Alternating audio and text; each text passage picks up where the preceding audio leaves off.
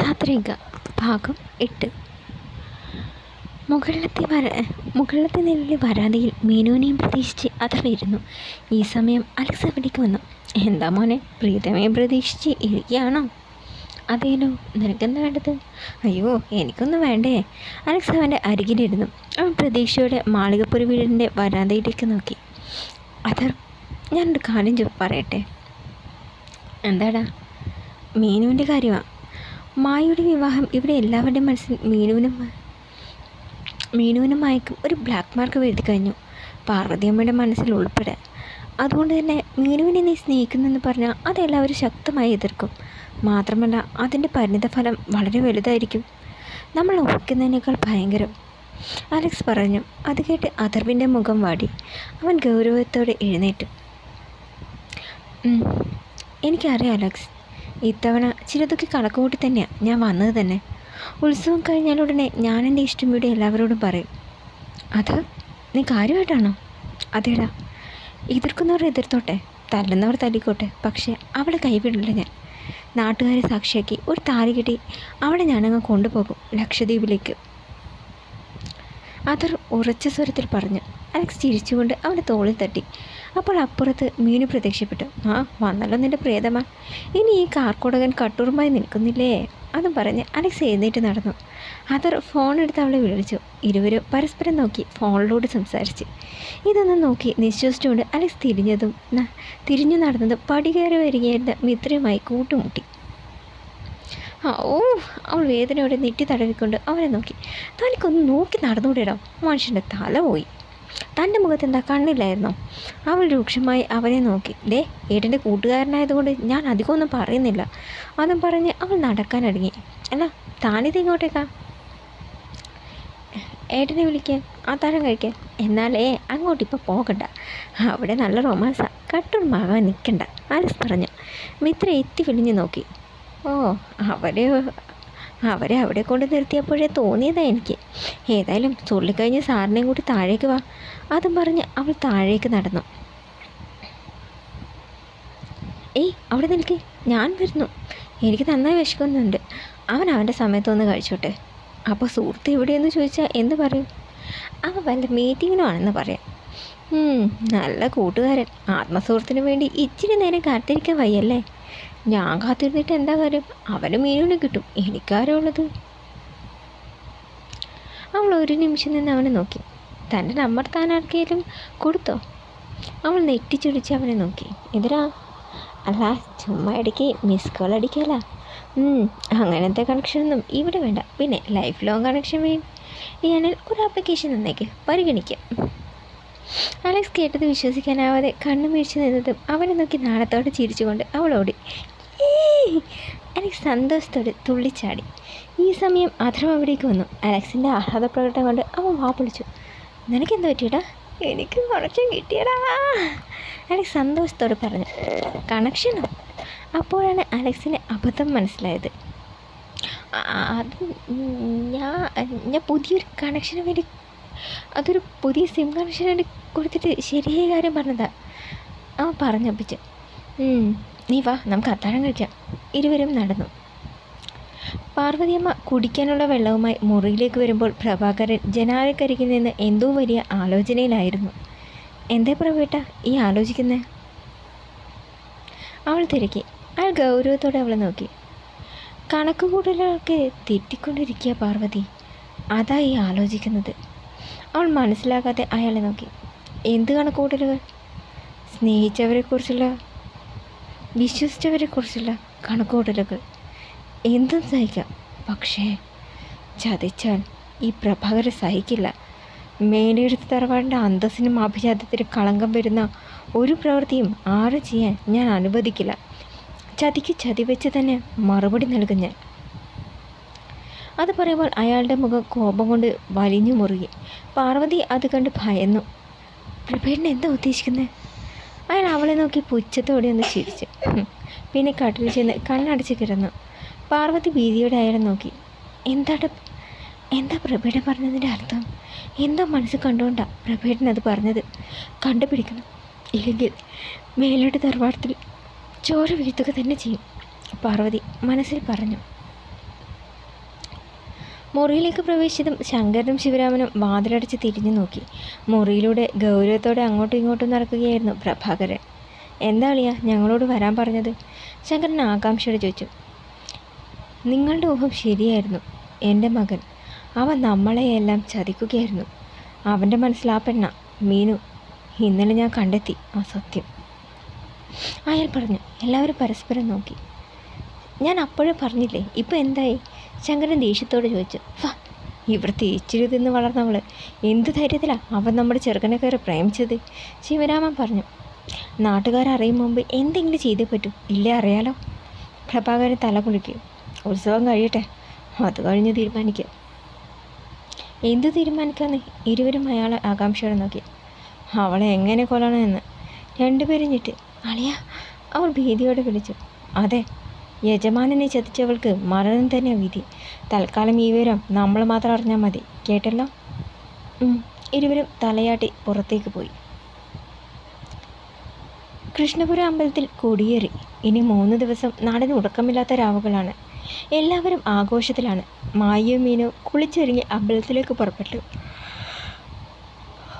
അമ്പലത്തിന് മുന്നിൽ നിന്ന് ആരോടൊക്കെയോ സംസാരിച്ചു നിൽക്കുകയായിരുന്നു വാര്യർ. അപ്പോഴാണ് മീനുവുമായും അമ്പലത്തിലേക്ക് വരുന്നത് അയാൾ കണ്ടത്. അയാൾ കോപത്തോടെ അവരുടെ മുന്നിലേക്ക് നടന്നു. നിൽക്കിട്ട് എവിടെ? ആക്രോശം കേട്ട് ഇരുവരും ഭയന്ന് നിന്ന്. ആരോട് ചോദിച്ചിട്ടാടി നീ ഇവിടേക്ക് വന്നത്? അയാൾ മായയോട് ചോദിച്ചു. ഞാനത് കണ്ട നസ്രാണിയുടെ കൂടെ പൊറുക്കാൻ പോയവൾക്ക് ഈ ക്ഷേത്രത്തിൽ പ്രവേശനമില്ല. മര്യാദയ്ക്ക് തിരിച്ചു പോകുന്നതാണ് നല്ലത്. ഇനി ഞങ്ങളുടെ സ്വഭാവം മാറും, വാര്യർ ഭീഷണി സ്വരത്തിൽ പറഞ്ഞു. മായ ആകെ ഞെട്ടി. അവളുടെ കണ്ണുകൾ നിറഞ്ഞൊഴുങ്ങി. അത് പറയാൻ താനാരാട്ടാ? ചോദ്യം കേട്ട് അവർ തിരിഞ്ഞു നോക്കി. അഥർവും അലക്സും മിത്രയും അവിടേക്ക് വന്നു. അഥർവിനെ കണ്ടതും അയാളുടെ മുഖം വലിഞ്ഞു മുറുകി. അമ്പലത്തിൽ ഉത്സവം നടത്തുന്നത് കമ്മിറ്റിയല്ല, നാട്ടുകാരാ. മാത്രമല്ല ഈ ക്ഷേത്രത്തിൽ ഇന്നേ വരെ അന്യമതസ്ഥർക്ക് പ്രവേശനം നിഷേധിച്ചിട്ടില്ല. അതുകൊണ്ട് തന്നെ മായ ചേച്ചിക്കോ മീനുവിനെ ഈ ക്ഷേത്രത്തിൽ പ്രവേശിക്കുന്നതിന് യാതൊരു വിലക്കുമില്ല. അതൊന്നും അറിയില്ലെന്നുണ്ടോ വാര്യർക്ക്? അഥർ പറഞ്ഞു. എടച്ചെറുക്ക, നീ എന്നെ പഠിപ്പിക്കാൻ വരണ്ട. അറിയാത്ത കാര്യങ്ങൾ അറിയാത്തവരെ പഠിപ്പിക്കുക തന്നെ വേണം. അതിന് പ്രായം ഒരു തടസ്സമല്ല. ഞാൻ മനസ്സിലാക്കിയിടത്തോളം വാര്യർക്ക് എൻ്റെ അത്രയും വിവരം പോലുമില്ല. നാട്ടുകാരുടെ സപ്പോർട്ടുണ്ട് എന്ന് വെച്ച് എൻ്റെ നേർക്ക് ചാടാൻ വന്നാലുണ്ടല്ലോ. അയാൾ അരിശത്തോടെ അവൻ്റെ ഷർട്ടിൽ പിടിച്ചു. അപ്പോൾ നാട്ടുകാർ അവിടെ കൂടി. എന്താ ഇവിടെ പ്രശ്നം? സുഗുണൻ ചോദിച്ചു. ഒന്നുമില്ല, മായജി മീനും ക്ഷേത്രത്തിൽ പ്രവേശിക്കാൻ പാടില്ലത്രേ. അപ്പോൾ ഈ ക്ഷേത്രത്തിലെ നിയമാവലി ഞാനൊന്ന് ഓർമ്മപ്പെടുത്തുകയായിരുന്നു വാര്യർ അദ്ദേഹത്തിന്. അതർ പറഞ്ഞു. ഓ, മനസ്സിലായി. എടോ, കഴിഞ്ഞ തവണ പ്രളയം വന്ന് മുങ്ങിയപ്പോൾ ക്ഷേത്രം വൃത്തിയാക്കാനും മറ്റും പറഞ്ഞപ്പോൾ തിരിഞ്ഞ് നോക്കാതിരുന്ന ആളല്ലേ എടോ താൻ? അതിന് പിരിവി ചോദിച്ചു വന്നവരെ കളിയാക്കി ഇറക്കി വിട്ടാനല്ലേ താൻ? അന്നൊരു കൂലിയും വാങ്ങാതെ ഈ പരിസരം വൃത്തിയാക്കി പഴയപടിയാക്കിയത് ഇവിടുത്തെ നാട്ടുകാരാ. അന്നെടുത്ത തീരുമാനമാണ് ക്ഷേത്രത്തിൽ എല്ലാവർക്കും പ്രവേശിക്കുക എന്നത്. എന്നിട്ട് ഇപ്പോൾ ഇവിടെ വന്ന് ആള് കളിക്കാൻ നോക്കിയാ വച്ചിക്കില്ല. ബോഡോ, നിങ്ങൾ അകത്തേക്ക് ചെല്ല്, സുഗുണൻ മായയോട് പറഞ്ഞു. എല്ലാവരും നടന്നു. വാര്യർ ദേഷ്യത്തോടെ കൈ ചുരുട്ടി. ഇവനങ്ങ് കയറി പോവുകയാണല്ലേ വാര്യർ സാറേ. ഇവന് ഇങ്ങനെ പോയാൽ ശരിയാവില്ല, കൂട്ടത്തിലൊരുവൻ വാര്യരോട് പറഞ്ഞു. അവൻ അങ്ങനെ വെറുതെ വിടാൻ ഞാൻ ഉദ്ദേശിച്ചിട്ടില്ല. നമ്മുടെ ആളുകളോട് വരാൻ പറ. രാത്രി ഒരു ചെറിയ പണിയുണ്ടെന്ന് പറ, വാര്യർ തൻ്റെ ആളുകളോടായി പറഞ്ഞു. ഇത്തവണത്തെ ഉത്സവം ഗംഭീരമായി തന്നെ നടന്നു. രാത്രി ഗാനമേളയുള്ളതിനാൽ എല്ലാവരും അമ്പലത്തിലെത്തി. വാര്യർ തൻ്റെ കൂട്ടാളികളെ വിളിച്ച് മാറ്റി നിർത്തി. ആ ചെറുക്കൻ്റെ പിന്നാലെ നമ്മുടെ കണ്ണു വേണം. ഒറ്റയ്ക്ക് കിട്ടിയ വിടേണ്ട, തല്ലി കയ്യും കാലും ഓടിക്കണം. വാര്യരോട് അഹമ്മതി പറഞ്ഞിട്ട് അവരങ്ങനെ എഴുന്നേറ്റ് നടക്കണ്ട. അയാൾ കോപത്തോട് പല്ലിഞ്ഞിരിച്ചു. ചന്തയിൽ നിന്ന് വളകൾ നോക്കുകയായിരുന്നു മീനു. അപ്പോൾ അഥർവ അവിടേക്ക് വന്നു. അവൻ അവിടെ നിന്ന് ഒരു വളയെടുത്തു. മീനു, എനിക്ക് നിന്നോടൊരു കാര്യം പറയാനുണ്ട്. അവൾ മുഖം തിരിച്ച് അവനെ നോക്കി. നീ പിന്നിലെ കാവിലേക്ക് വാ, ഞാൻ അവിടെ കാണും. അതും പറഞ്ഞ് അഥർവ നടന്നു. മീനൊന്ന് സംശയിച്ചു. എന്തിനാ അപ്പോഴെ കാണണമെന്ന് പറഞ്ഞത്? ഏതായാലും പോയേക്കാം. അവൾ ചുറ്റും നോക്കി. ആരും ശ്രദ്ധിക്കുന്നില്ല എന്ന് കണ്ടതും അവൾ നടന്നു. അമ്പലത്ത് പിന്നിലെ കാട് പിടിച്ച് കിടക്കുന്ന വലിയ പ്രദേശം. അവിടെ തലയുയർത്തി പിടിച്ച് നിൽക്കുന്ന വലിയൊരു ആൾമരവും തറയും. അവിടെ നാഗപ്രതിഷ്ഠയാണ്. തറയിലെ കൽവിളക്കിലെ തിരി നേരെയാക്കി അഥർവ അവിടെ ഇരുന്നു. പതിയൊരു കാൽപ്പെരുമാറ്റം കേട്ട് അവൻ തിരിഞ്ഞു നോക്കി. വെള്ള സെറ്റ് സാരി ചുറ്റി നെറ്റിയിൽ ചന്ദനക്കുറിയുമായി ഒരു ഗ്രാമീണ സുന്ദരി. അവൻ അവളെ കണ്ണെടുക്കാതെ നോക്കിയിരുന്നു. അപ്പൂട്ടാ, അവളുടെ വിളി കേട്ട് അവൻ ചിന്തയിൽ നിന്ന് ഞെട്ടലോടെ ഉണർന്നു. എന്തു പറ്റി? എന്താ എന്നെ ഇങ്ങനെ ആദ്യമായിട്ട് കാണുന്ന പോലെ നോക്കുന്നത്? ഒന്നുമില്ല. നിന്നെ കണ്ടപ്പോൾ തോന്നി കാവിലെ ദേവി നേരിട്ട് ഇറങ്ങി വന്നെന്നേ. അതേലോ, അല്ലെന്ന് തോന്നാൻ തമ്പുരാൻ മുമ്പ് ദേവിയെ നേരിട്ട് കണ്ടിട്ടൊന്നും ഇല്ലല്ലോ. അവൻ ചിരിച്ചു. ലാലേട്ടൻ്റെ ലാലോ കളിക്കാതെ വിളിച്ച കാര്യം പറ. ഗാനമേള തുടങ്ങാറായി, ചേച്ചി എന്നെ അന്വേഷിക്കും. അവൾ പറഞ്ഞു. ഒന്നുമില്ല, ഒരു കാര്യം പറയാനാ. അവനൊന്ന് എഴുന്നേറ്റ് അവളുടെ അരികിലേക്ക് വന്നു. അത് എനിക്ക് തിരിച്ചു പോകാനുള്ള സമയമായി. ഓഫീസിൽ നിന്ന് അർജൻറ്റ് മെസ്സേജ് ഉണ്ടായിരുന്നു. ഉടനെ തിരിച്ചു ചെല്ലാൻ പറഞ്ഞു. അത് കേട്ട് അവളൊന്ന് ഞെട്ടി. എന്താ പോയിട്ട് പെട്ടെന്ന്? ചില പ്രശ്നങ്ങളുള്ളതേ, അതാ.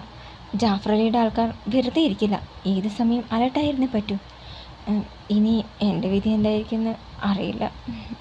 അപ്പോട്ടാ, അവൾ ശാസ്ത്രിയോട് വിളിച്ചു. അവൻ്റെ മുന്നിൽ ചെന്ന് നിന്ന് അവൻ്റെ കവിളിൽ കൈത്തലം വെച്ച്. എൻ്റെ അപ്പോട്ടൻ ആരും ഒന്നും ചെയ്യില്ല, എനിക്ക് ഉറപ്പാണ്. അവരെക്കാളൊക്കെ എത്ര ശക്തിയുള്ള ആളാണ് എൻ്റെ അപ്പോട്ടൻ. അവർക്കൊന്നും തൊടാൻ പോലും പറ്റില്ല. സങ്കടം കൊണ്ട് അവളുടെ കണ്ണുകൾ നിറഞ്ഞു. ശബ്ദം ഇടറി. എന്താടി ഇത്? നീ കരയാണോ? അത് കാണാനല്ല ഞാൻ വിളിച്ചത്. എൻ്റെ പെണ്ണിനോട് ഇച്ചിരി നേരം ഇരുന്ന് വർത്താനം പറയണ. അതും പറഞ്ഞ് അവൻ അവളുടെ കൈ പിടിച്ച് തൻ്റെ നെഞ്ചിലേക്ക് ചേർത്ത് പിടിച്ച് അവൾ കണ്ണുകളടച്ച് അവനെ പുണർന്നു. ഇരുവേട്ട മനസ്സ് വല്ലാതെ നീറുന്നുണ്ടായിരുന്നു. ദൂരെ മാറി നിന്ന വാര്യർ വമ്പടടിച്ചതുപോലെ ചിരിച്ചു. കൊള്ളാം മക്കളെ, ഇത് മതി എനിക്ക്. വമ്പനൊരു ലോട്ടറി അമ്മാനെ ഈ അടിച്ചിരിക്കുന്നത്, അയാൾ സന്തോഷത്തോടെ പറഞ്ഞു. അയാളുടെ ആളുകൾ മനസ്സിലാവാതെ അയാളെ നോക്കി. മുതലാളി എന്തായി പറയുന്നത്? ആ പയ്യൻ്റെ കയ്യും കാലും തല്ലി ഓടിക്കാൻ വന്നിട്ട് അതിലും വലിയ കോളാടാ നമുക്ക് കിട്ടിയിരിക്കുന്നത്. എന്ന് വെച്ചാൽ ഞാൻ പറയുന്നത് പോലെ അങ്ങ് ചെയ്താൽ മതി.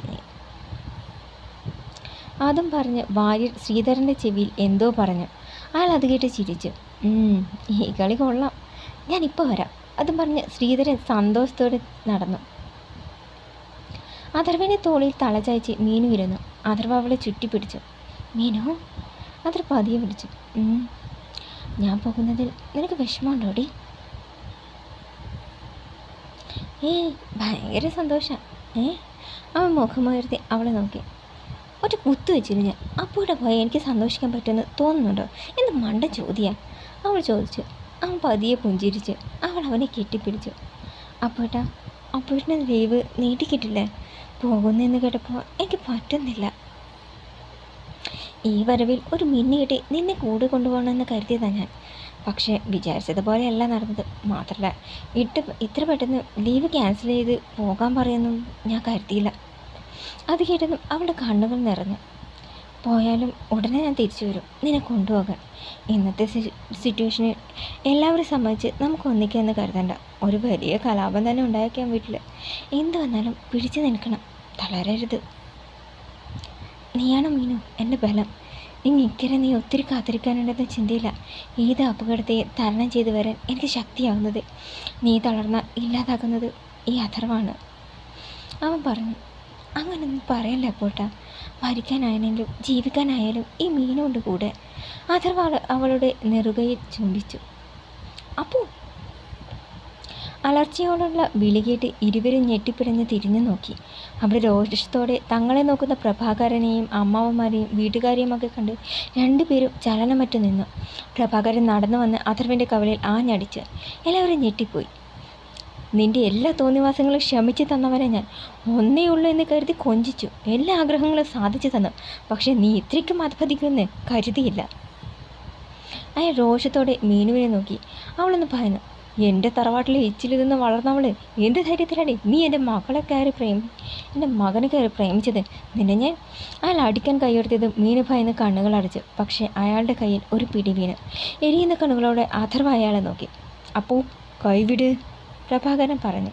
ഇല്ല, അച്ഛൻ എന്നത്തല്ല, പക്ഷേ എൻ്റെ മീനുവിൻ്റെ ദേഹത്ത് ഒരു പോറൽ വീണാൽ ക്ഷമിക്കില്ലേ അഥർവ്? അവൻ ഉറച്ച സ്വരത്തിൽ പറഞ്ഞു. അയാളുടെ കണ്ണുകൾ ജ്വലിച്ചു. പതിയെ കൈതാണു. എന്താണ് നീ പറഞ്ഞത്? നിൻ്റെ മീനോ?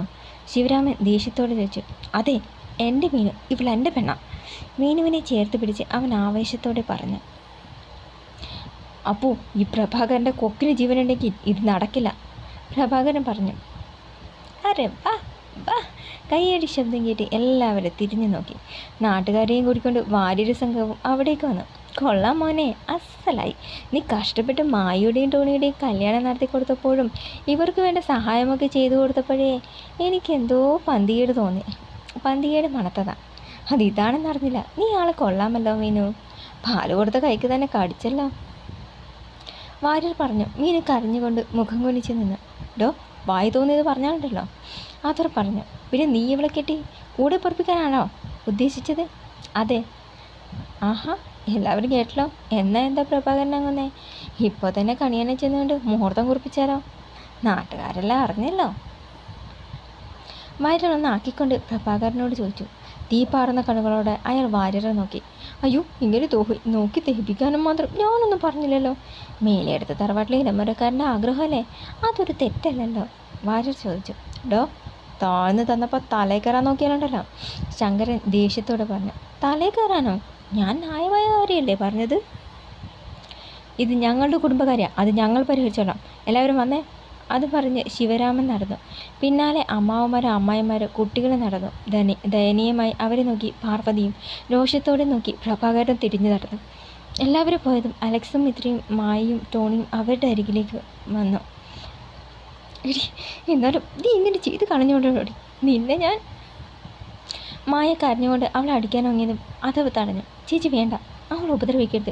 ഒഴിഞ്ഞു മാറി അവളെ ഞാനാ നിർബന്ധിച്ച് എന്നിലേക്ക് അടുപ്പിച്ചത്. അതിൻ്റെ പേരിൽ എന്നെ എന്ത് വേണമെങ്കിലും പറഞ്ഞു. പക്ഷേ അവളെ ഉപദ്രവിക്കാൻ ഞാൻ സമ്മതിക്കില്ല. അപ്പോൾ ഇതൊരിക്കലും നിൻ്റെ വീട്ടുകാർ അംഗീകരിക്കില്ലെന്ന് നിനക്കറിയാവുന്നതല്ലേ?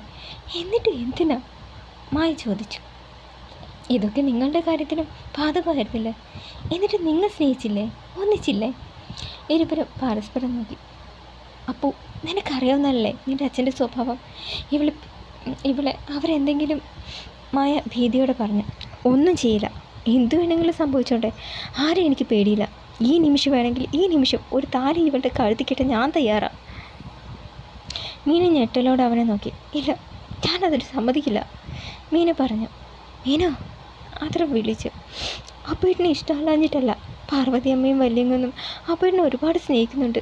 അവരെ ധിക്കരിച്ച് അവരുടെ സമ്മതമില്ലാതെ ഒന്നിച്ച ഒരിക്കലും സന്തോഷത്തോടെ ജീവിക്കാൻ നമുക്കാവില്ല.